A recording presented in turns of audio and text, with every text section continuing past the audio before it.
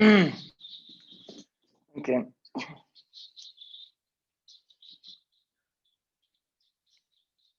Yes. Um,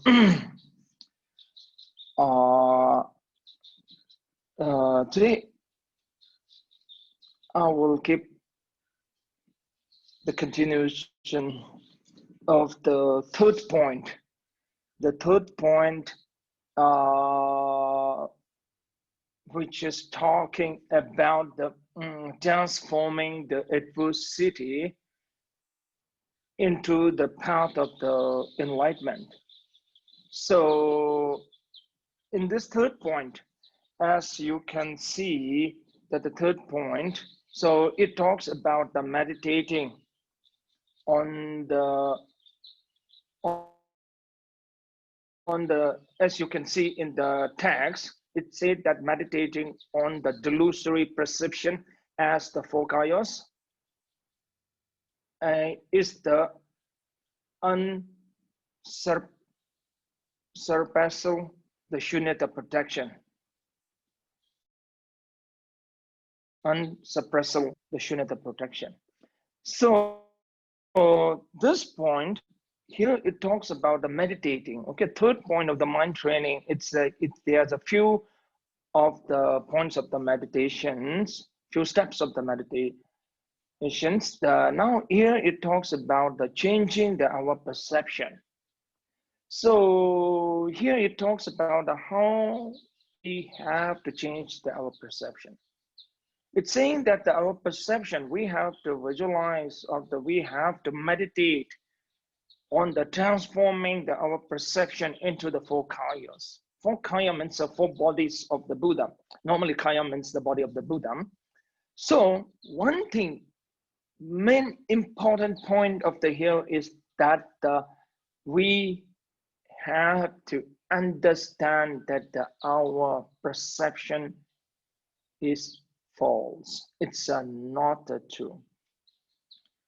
So now here one questions come.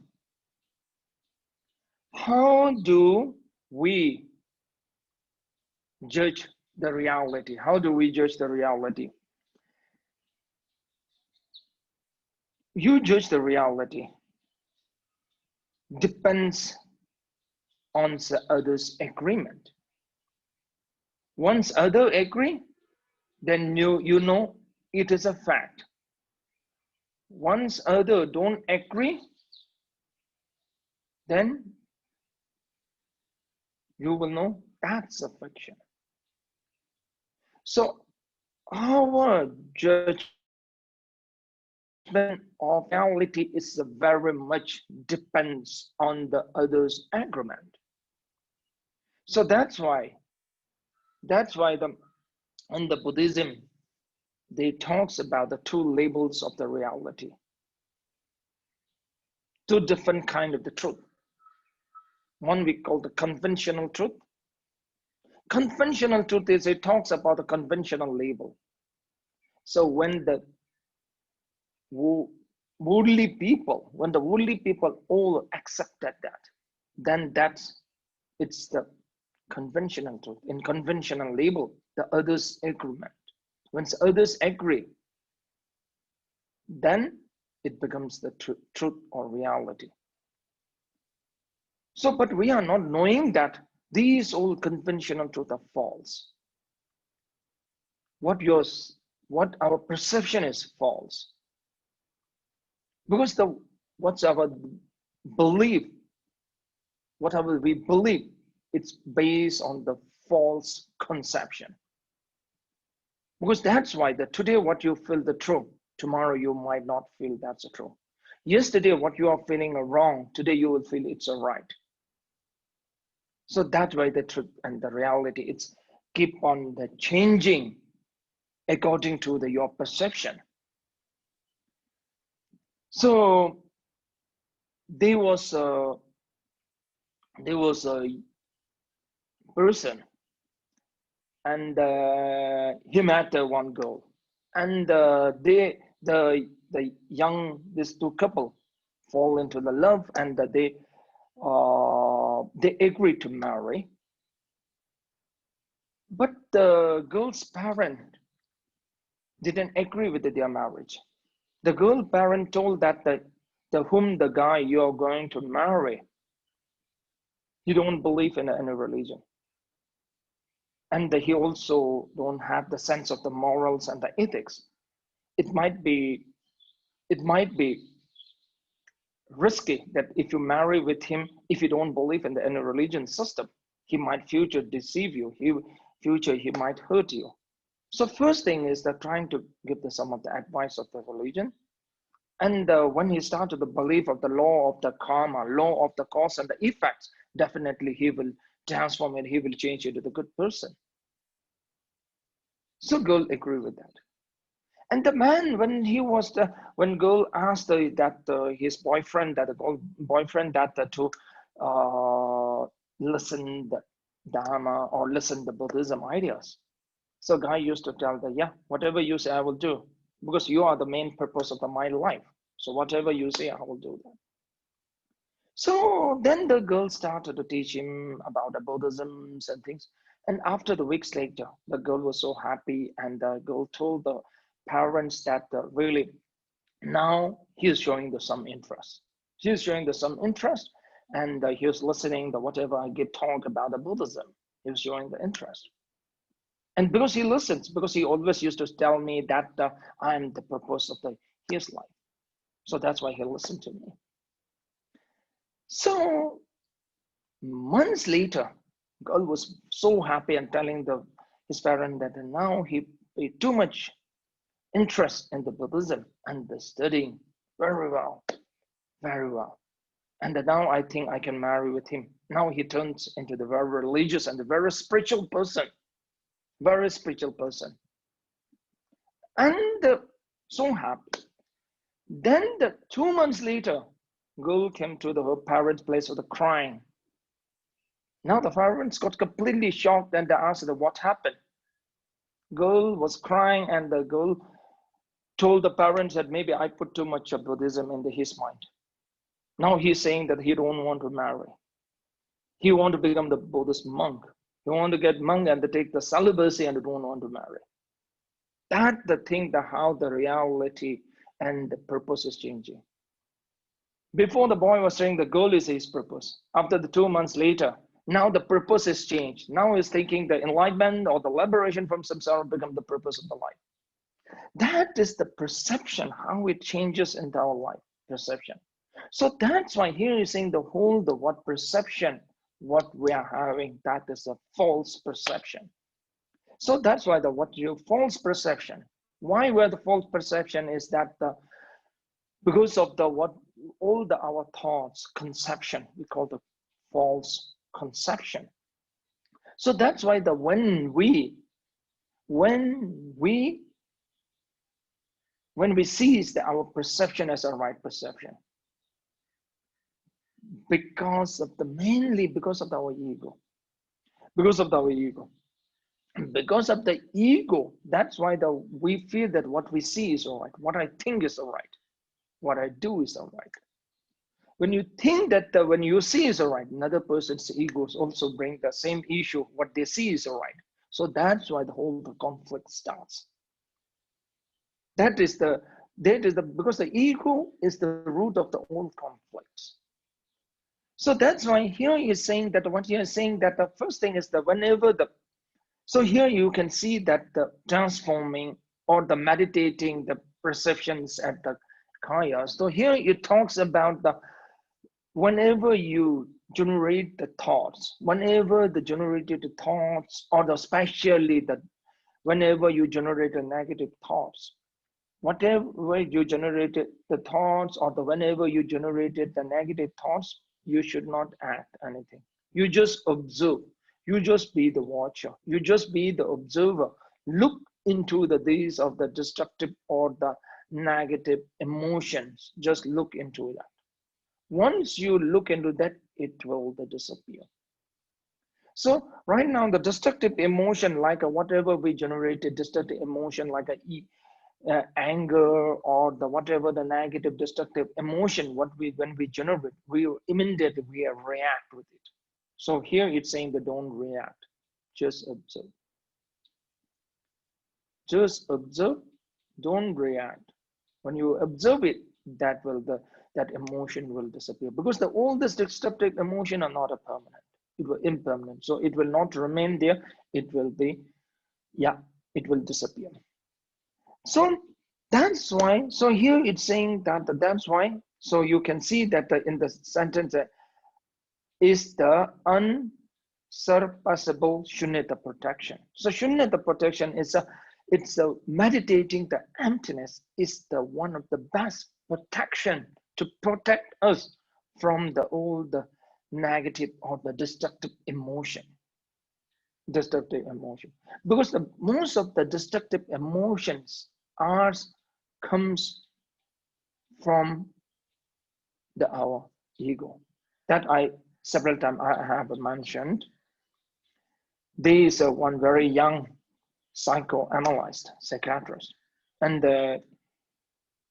he asked the very old one. He asked that the old psychiatrist that how you manage your day. I was get exhausted end of the day while I'm listening to these stupid peoples and they're talking a lot of the nonsense. I'm get that tired end of the day. But you look so very jubilant. Since morning to the evening, looks so very jubilant, very fresh. How you manage the day when you listen to all this nonsense.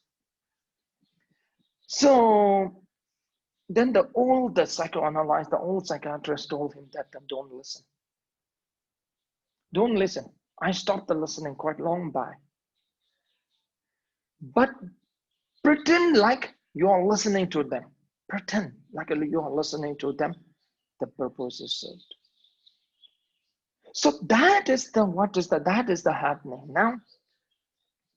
When you pretend like a listening, the purpose is served.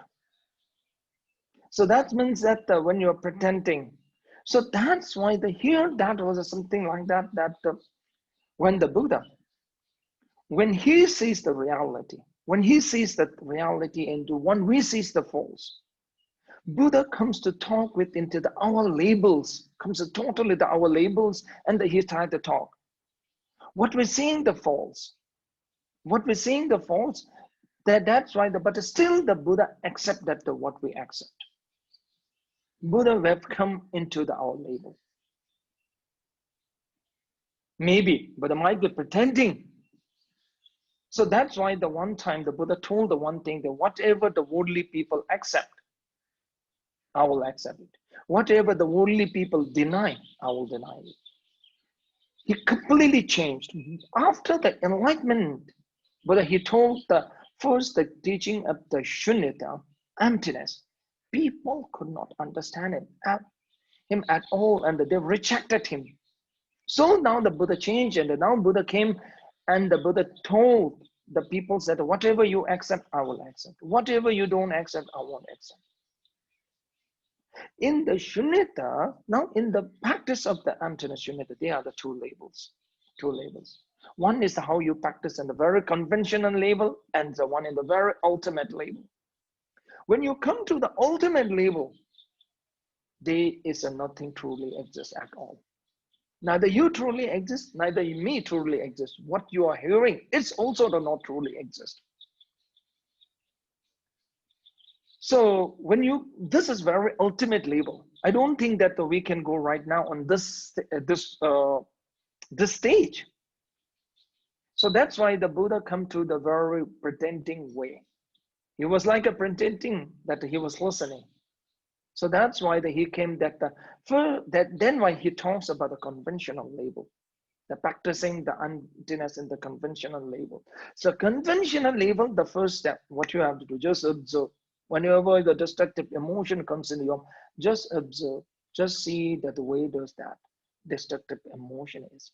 When you're trying to find the search that way this destructive emotion is, you won't find it. Then it will disappear. It is a very conventional label. Ultimate label, you should understand that all the destructive emotion not truly exist at all. That is merely your projection, your mental projection. Your mind is projecting it. Your mind is projecting. So that's why I always used to tell the one story that they're one of the great master. He gave the teaching. He gave the teaching about the emptiness. He used to give the teaching of the emptiness. Then he asked the student to write of their understanding of the emptiness. Get master. Then some students, after meditating the several weeks, so they wrote a lot of the things, about the emptiness, understanding the emptiness things, and that they gave. So one student gave the master about the 3 pages. He wrote about the emptiness, 3 pages he gave to the master. So master just look at him, and then that's his pages, that what he wrote, and the master told him that, well, you understand you understand something, you understand something about emptiness. Then, but still, you have to write more. So, sorry, still you write, go on and write. Then that student went and write the one book about the emptiness and gave to the master. So master told, then look at it, and still your understanding is not fully complete. Still you didn't understand that well. He wrote even one book about the emptiness. Then after several months later, that student came to the master's place, and then he offered master with the one blank page, nothing in that page. Master looked at it, and then the master told, now you understand something. So that's why when you come to the very ultimate level, understanding the emptiness of the very ultimate level, when you understand the emptiness, there is no word to express it. There is no word to express it. When you eat the sweet, you know the taste of the sweet, definitely, but there is no word to express or explain about the taste of the sweet. So that is the point, that now when we are talking about the emptiness practice, there are the 2 labels. Always you have to understand the 2 labels. I can tell the beginner label or the advanced label, or the conventional label or the ultimate label. The beginning label or the advanced label. Now, when you are meditating on the advanced label, there is nothing as it truly exists. There is nothing such as inherently existent. Not a truly exist inherently. It's merely the projected by the mind. So when you reach at that state, then the destructive emotion, there is no way of the arising of the destructive emotion. Such that state, it will be the non-destructive emotion. So that is a very advanced level or very ultimate level. So we have to reach that level. Before that, we have to go through the very beginner level or the conventional level. Because what's happening is right now, all the people, they will think their own way. They will judge the reality their own way. But the emptiness ultimate label, it's not a judging whether your own way. It is not something seeing that your own way. Okay, so that's the one important you have to understand. As I mentioned before, for us, the reality is how we see, how we judge. In the ultimate label, it's not how we see or how we look. It is something very different. Okay, thank you so much. Okay, thank you. And today we'll stop here. Thank you so much. Thank you. Thank you.